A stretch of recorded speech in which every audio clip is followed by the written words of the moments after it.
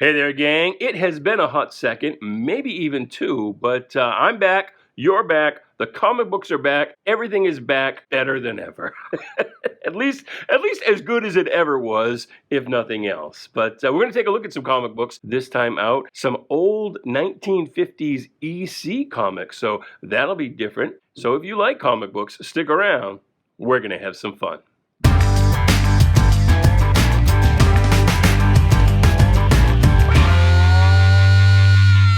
Hey there, buddy. Welcome to Shanghalla. My name is Duke, and this is a comic book unboxing video. And so, yeah, I apologize. I was radio silent there for, 3, 4, almost 5 months? I'm sorry, full-time wife, full-time life, lots of stuff going on. Not the least of which was the fact that, and some of you already know this, but if you don't, we got purchased. We got bought out. We are a whole new ball of wax now. If you were not a regular before, here's the deal. I worked for a company called Vintage Comic Books LLC. We did business online as .comcomics.com and sellmycomicbooks.com. Well, last fall, we got bought lock, stock, and comic book long box by Golden Auctions, part of the collector's universe. Golden, you may know, primarily through sports memorabilia, sports cards, things like that, but they wanted to create a new comic book vertical, and, well, we're it. We're the comic book vertical. So, in addition to other things, there was some concern on my part. Nobody ever really said anything to me. I didn't get any thou shalt nots or anything like that. But for my own part, I was kind of nervous, knowing that Golden has its own very, very high-tech, very professional promotions department. Did they really want or need me going rogue over in a corner on my own? And then, of course, the other concern was that we've kind of changed our entire business model of how we did things. And that has changed what I have available to present to you. So if you're not a regular, if this is your first time here, well, actually, at this point, nobody's a regular, right? But if you're not familiar with version 1.0 of this channel, now that we're into 2.0, what used to happen is that we would buy collections from all over the world using the website sellmycomicbooks.com, and that site does still exist. If you're interested in selling to Golden or consigning to Golden, reach out through that website, sellmycomicbooks.com.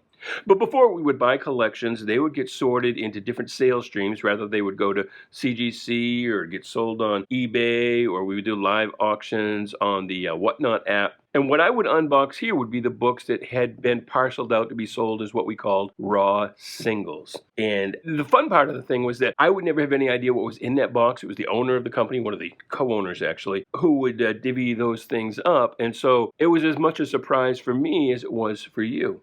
Well, now things have changed. Fun as that was, it's a whole new world, as I said. And now we deal with not so much books that we bought. Golden does still buy a little bit, but mostly it's consignments. So I'll be bringing in, well, not me, the consignment directors will be bringing in and sending to us here at our offices in Freeport, Maine, collections. And I've got to deal with those one consignor at a time. I can't just completely mix and match as I did before. So that limits kind of what I have to show for you in terms of raw singles. But I think we're going to carry on. We're going to do as best we can. I'll look for your feedback in the comments as to what you like, what you don't like going forward. Maybe we can adapt it in different ways. I do apologize for the lighting. Now, one of the other things that sort of played afoul is that I used to be able to bring the books home to work on them. Well, I can't do that anymore. I have to work here in the office. And the lighting in the office, I'm just dealing with some overhead fluorescent lights.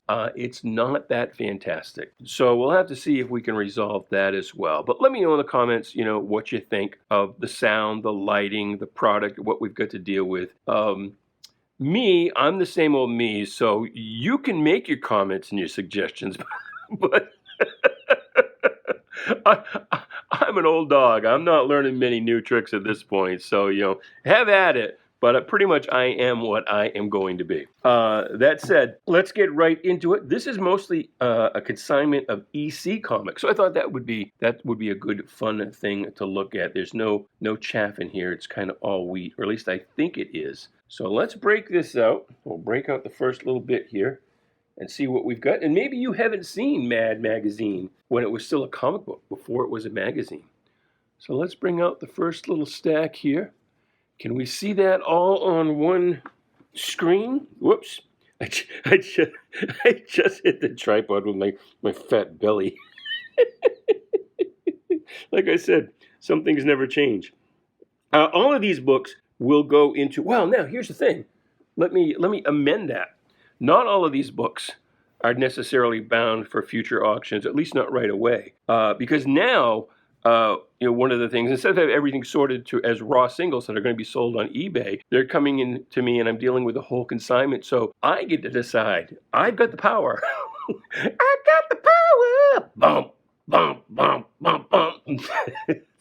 That was unnecessary, right? I have the power to decide what's going to go to CGC and what will go into the auctions, whether it's going to be as a multi-book lot or a single book, and also whether it's going to go into the weekly auctions, and those start every Tuesday, and everything in those auctions starts at $5. So check that out, golden.co, and I'm going to decide what goes into the weekly auctions, what will go into the next quarterly elite auction, and I think that kicks off in May. We've got an elite auction going right now, some really cool stuff on there. And you know what might be fun if you go to the elite auctions, see if you can figure out which item descriptions I wrote and which ones were maybe written by somebody else. And if you see one you like and you think I wrote it, well, then, so I always say, if you don't like something I do, let me know. But if you do like what I do, for God's sake, tell my boss. So we're going to be making decisions here, kind of on the fly, of what I should send to CGC, what's going to go into the weekly auctions, and what might go into the elite auctions. So here we've got MAD number 23. Getting right to the books. And now these MADs I'm going to have to look up. And I think it's going to depend in large part on condition. I think a lot of these early MADs we can sell as singles in the weekly auctions. That is a pretty famous cover, that classified ad cover. Although not very high grade, you can see, because it's missing the back cover. Is that what that was? Yeah. Well, not missing, it's detached. So some of these are kind of low grade. This is pretty cool. It looks like a composition book. My iPad cover looks like a composition book. And this one looks like it is it's cover detached. And that other back cover we just looked at might have gone to this one. Here's another one, this kind of farmer's almanac kind of thing. A little brown around the edges. So all of these we've seen so far, I think the ones that have got covers detached and whatnot will go into multi-book lots in the weekly auction. The others, I think, are going to be bound for the weekly auction. Some of them, though, like with this Harvey Kurtzman cover, if it's a decent grade, I might send it to CGC. I mean, that's MAD number 6. So that's one that should probably go to CGC. There's MAD number 3. I think that will definitely go to CGC. What do you think?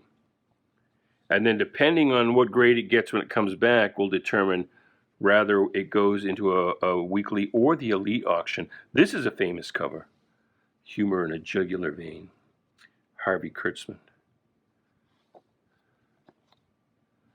That one will probably end up in the elite auction.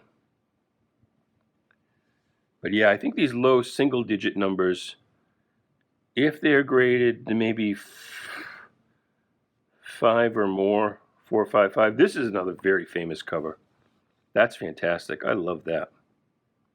I love that cover right there. And that's MAD number 2. I think that one will go to CGC. A little rust on the staple here. I think that's CGC bound.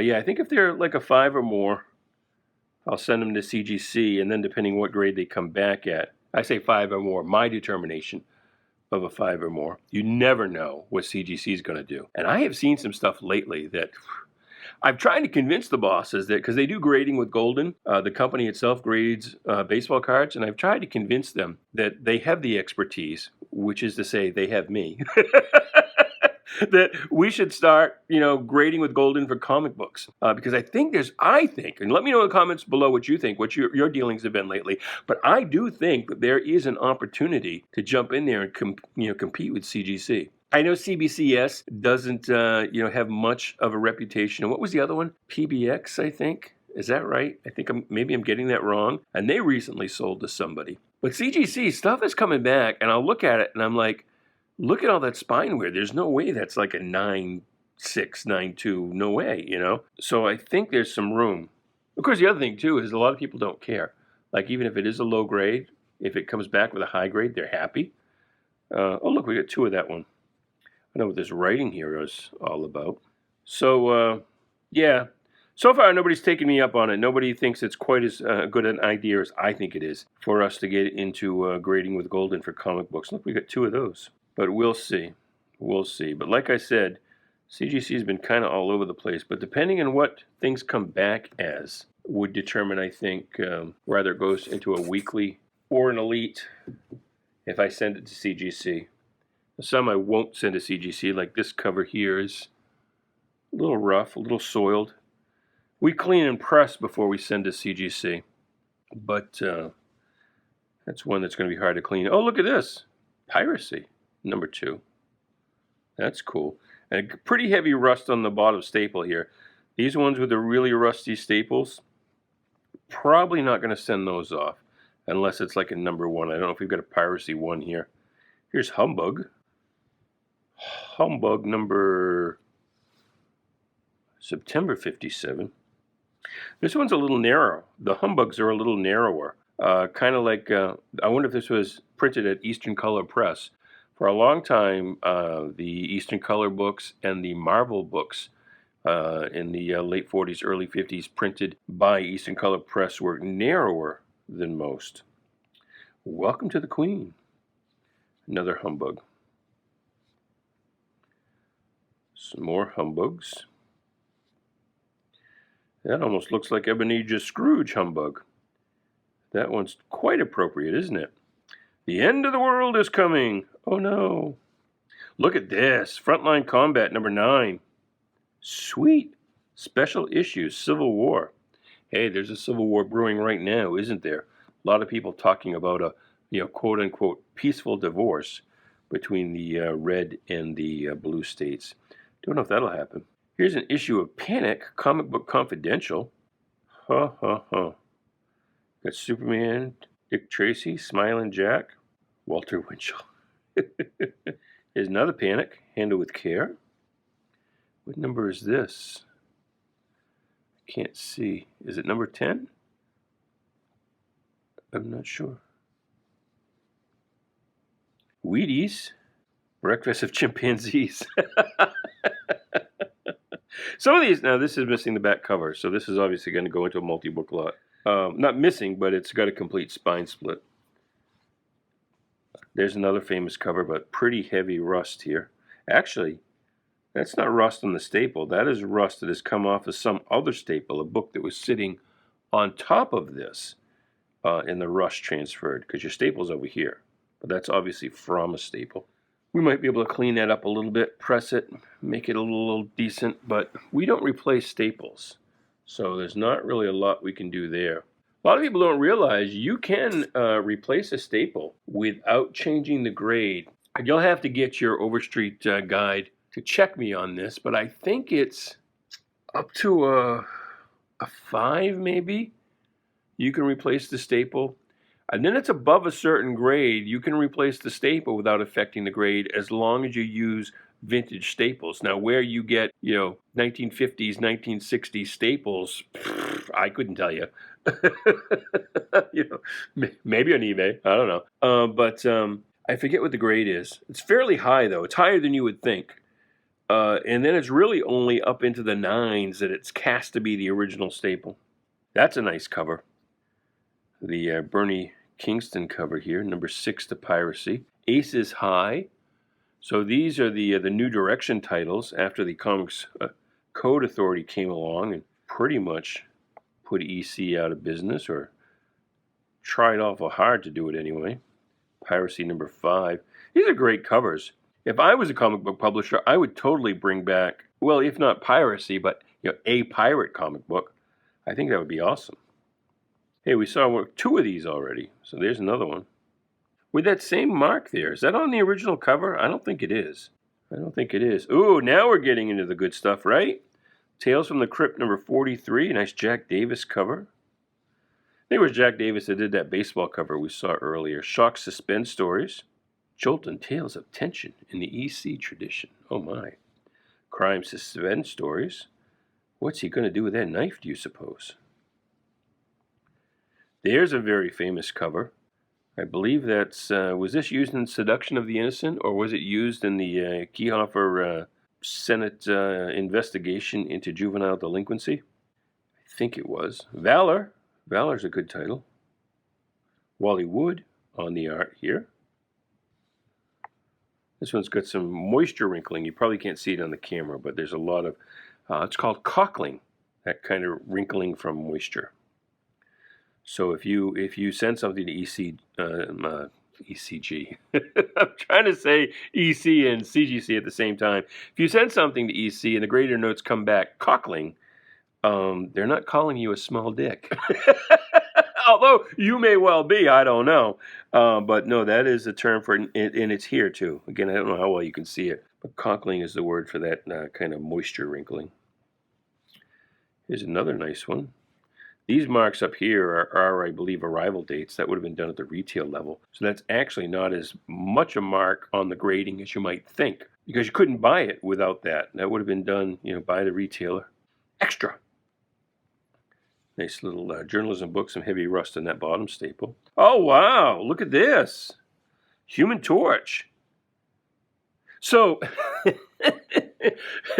this is what it was like before, when I would have no idea what I was going to see, and I would exclaim and do my gee golly gosh wownesses. And this, I am opening this box for the first time. I just know, having peeked in, that it was EC, but here's a nice little treat in there.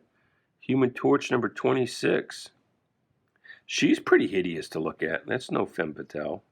Look, is that a block of ice they have Toro in? How's he breathing? That should be one dead boy sidekick. Huh. Cool. And it does say Marvel Group, even though timely.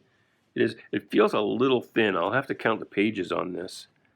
It does feel a little thin, but wartime paper rationing, it might have been a little thinner. Books, came down from the 64-page sizes that they started at pretty quickly, quicker than you think. We tend to think of all Golden Age stuff as being 64 pages, but that wasn't necessarily so. Weird Science Fantasy. That's a nice cover. That is a really nice cover. So what do you think? Would you send that to CGC, or would you throw it right into an auction? And would you do it as a single or as part of a multi-book lot? I think that's definitely worthy of being a single.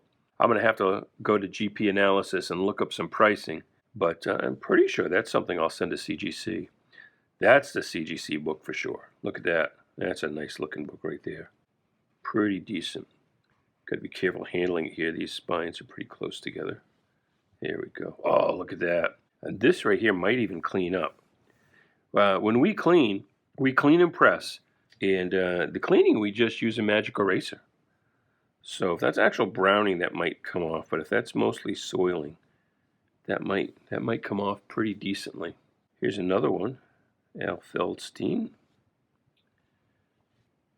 Nice Wally Wood cover. Look at that. You can always tell a Wally Wood spacesuit. There's another Weird Science. All of these people in suspended animation. Oh, it's all chicks.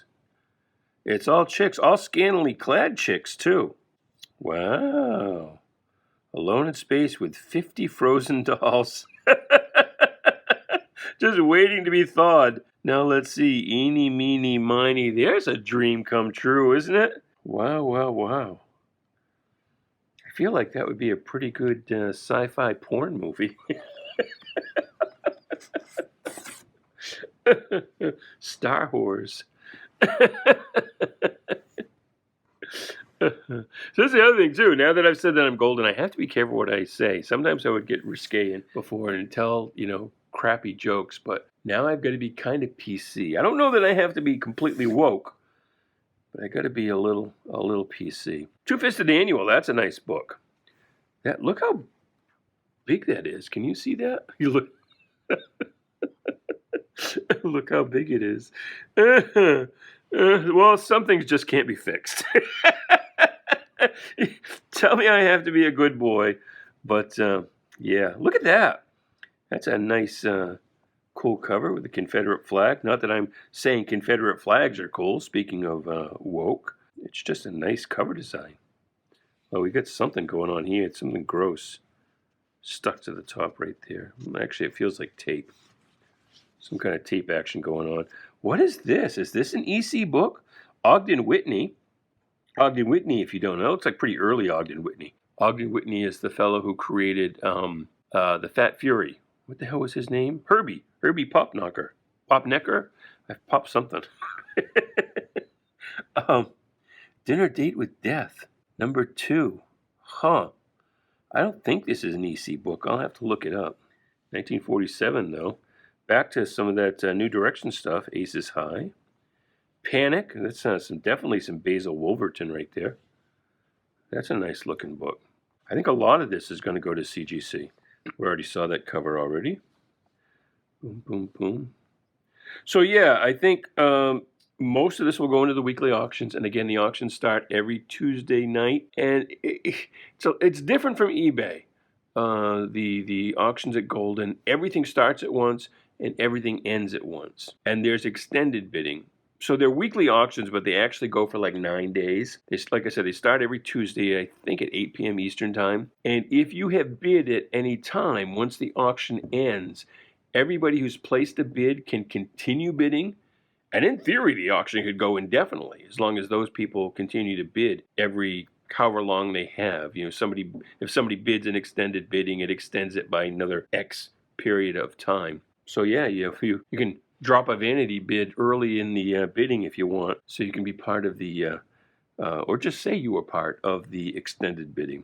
But yeah, it's not like eBay where they come, one after another. If you used to watch our auctions on eBay, they began and ended in 1 minute intervals. This is all at once, starts all at once, ends all at once, but there is that extended bidding. And everything in the weekly auction starts at $5. Oh, this is unfortunate. You probably convinced somebody that that's what that's supposed to look like. I mean, it is a Panic cover. It probably could. And we just saw that one. And the Elite auctions are, again, quarterly. We've got one going right now, and then some more. The next round will be, I believe, in May. So some of these books, if they go up as raw, this one's kind of rough. That'll be part of a lot. If they go up as lots or as raw singles, there's a nice book, Vault of Horror, number 36. What was I trying to say? I lost my train of thought. They go up. They could go up as early as March, sometime in March. These books we're looking at. If they go to CGC, of course, it will depend on when they come back. And again, some of them could go to the quarterly auction, depending on what grades they come back with.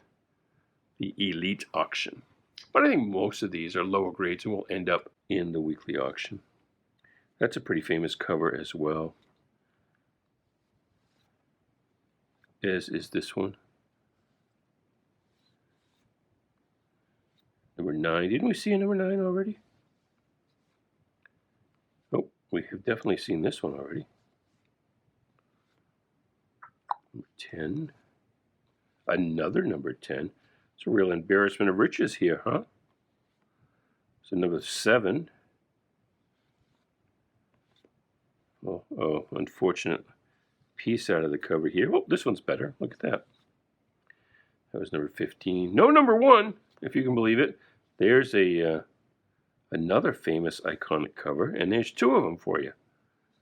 If you couldn't, there's 3 of them for you. If you couldn't get enough of it. Back to Panic. Now you can see there's a little bit of browning. You might be able to see a little flecks of paper coming off, and I'm not even handling these, with any degree of vigor. So some of them are a little brittle. Here's Teenage Mutant Ninja Turtles number 2. It looks like it's signed by Kevin Eastman, unfortunately. See, now this is the other thing. Oh no, there is a certificate of authenticity. By who, though? Like, who is certifying this? Golden is a real stickler of they won't sell anything unless the signature has been authenticated. So that might have to, the question, to me, I argue it's, sometimes, if it's going to cost more to authenticate the signature than the book is worth, why do it? Just sell it and say, here's a signature, we can't verify it's the actual person. Now, here we are, we're getting into some Mad magazines. Here's one more comic book version. What issue? Do you know off the top of your head? I want to say 26. No, obviously not, because there's 24. Oh, well, maybe this is the first one. This is a new magazine, or this new magazine is vital for you to read, and inside you will find an extremely important message from the editors. Some weird justification there. Not exactly easy to read. Humbug. Humbug went magazine format as well. So the rest of this box is Mad Magazine in formats that you will recognize being more traditional, and I don't know how much of it will actually fit on the screen here. Here's number 26, number 25. I think 24 must have been the first one. Here's some Alfred for you. What issue number is this? There's a while there that they didn't put issue numbers. Oh, there it is, 32. When did Alfred first come along? Do you know that off the top of your head?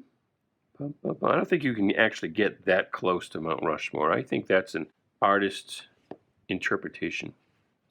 Oh, here's another comic book version. Number 12, the spring issue. Get it? Very intricate. Is this? This must be Sergio, huh? Heavy rust there on the bottom staple. Sergio Aragones, if I'm saying that right. Probably not. Bob and Ray, Orson Bean. You may not even know who Bob and Ray were. I think one of the Bob and Rays was from Maine. I think it was Bob. And I think Bob is the father of Chris Elliott, who you may know, whose daughter was on Saturday Night Live. Was it Abby Elliott? Is that right? I wonder whatever happened to her. That was a few years ago she was on SNL. But anyway. And I gotta tell you, I'm not sure I know who Orson Bean is. It sounds familiar, but it's kind of BD before Duke. I want to say it's not Mr. Bean. I'm pretty sure of that. Although I guess Orson Bean is technically Mr. Bean. Here's some duplicates of ones we've seen before. There's number 1. Look at that. It's in rough shape though. Sorry, I didn't mean to scream in your ear. It's got tape all down the spine here, unfortunately. But that is, and it feels a little thin. I'll have to count the pages and make sure it's all there. And it is kind of brown, so those edges are flaking a little bit. But there's a look inside Mad Magazine number 1. Well, Mad Comics number 1. Hoo-ha! Written by, oh crap, what's his name? Hoo-ha! Hoo-ha! Let me introduce you to my little friend. Hoo-ha! Mixing my metaphors there. What is his name? Pacino. That's it. Al Pacino. You probably had said it already, right? You were screaming at the screen. Pacino, you idiot. Pacino. What the hell is this? I can't quite make out what's going on here. Number 38. This is the end of Mad. Well, unfortunately, the end did come. Just a couple of years ago, Mad is not printing new material anymore. At least as far as I know. 1959. See no evil, hear no evil, speak no evil. Or maybe it's the other way around here. Oh, look, more Bob and Ray. Henry Morgan. Not Harry Morgan. It's not Colonel Potter. Here's the all-domestic issue. Special 5th anniversary issue. 35. Is that a... Oh, I thought that was a piece cut out there. That's the Hathaway Man, I think. Here's some more comics. Number 5. Number 3, excuse me. We saw one of those already. This one's looking a little rough. And that is numero 11. This one's definitely bound for a lot. Complete spine split, front and back cover coming off. Number 4. And then, last but not least, Mad Magazine number 29. From 1956. That's about 11 years before I was born. Well, that's it, gang. That was fun. I had a good time anyway. I hope you enjoyed that. So we'll do these kind of as often as we can. Again, it depends on what comes in for consignments, what would kind of be appropriate to do a video on. And also kind of has to be days like today when there's nobody in the office. I don't dare do this when there's anybody else here.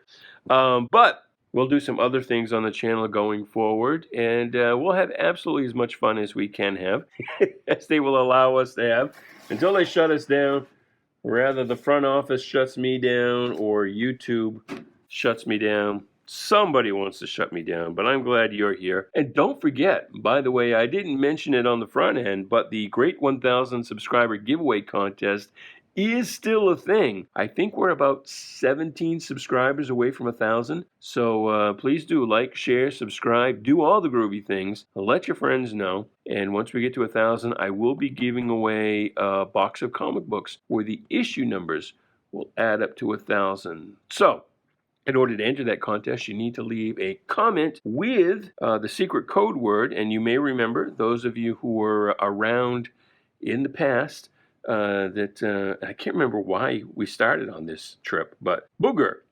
Something booger, and in this case, I think it's going to be mad booger. So you can either leave it as part of a regular comment or just all by itself, just mad booger. Leave that in the comments, that code word, and that will get you one entry into the contest. And go back, if this is your first time here, go back and watch some other recent videos, pick up the code words, leave those in the comments, and each time you do that, you get a new entry. And you could have as many as 20 or so entries, I think. It's about when we started this 20, 25 videos ago. So, yeah, that'll be fun. You do that.